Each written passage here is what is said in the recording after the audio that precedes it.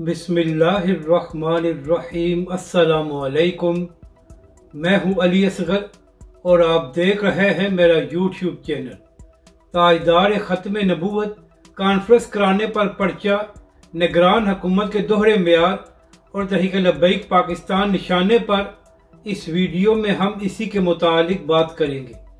नाजरीन कराम, जब नवाज शरीफ साहब पाकिस्तान आए थे तो उस वक्त वो सजा याफ्ता भी थे और अदालती मफरूर भी थे, मगर इसके बावजूद निगरान हुकूमतों ने नवाज शरीफ को पूरा प्रोटोकॉल दिया और जिस तरह नून लीग मीनार पाकिस्तान पर जलसा करने में मदद की गई वो भी सबके सामने है।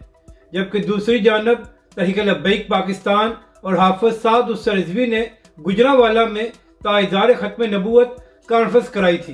तो नाजरीन कराम, इसी हवाले से एक खबर सामने आई है कि वहां पर तहरीक लब्बैक के लोगों पर पर्चा काट दिया गया है।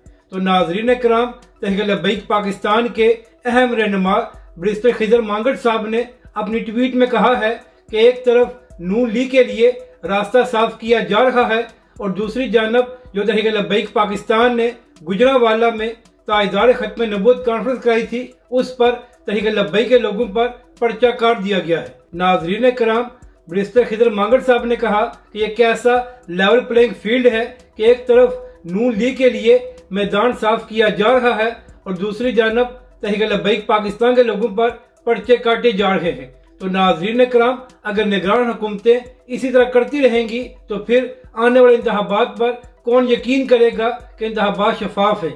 मगर नाजरीन कराम, तहरीक लब्बैक पाकिस्तान पहले भी अपना काम कर रही है और इसके बाद भी तहरीक लब्बैक पाकिस्तान अपना काम करती रहेगी और पाकिस्तान की अवाम तहरीक लब्बैक पाकिस्तान और हाफिज साद उस रिजवी के साथ है। और नाजरीन कराम, जिसको लाडला बनाकर लाया गया है उसको पाकिस्तान की अवाम इस वक्त पसंद नहीं करती और ये सारी दुनिया जानती है। अपनी राय का जरूर इजहार करें कि आपको ये वीडियो कैसी लगी और हमारे इस चैनल को भी सब्सक्राइब करें।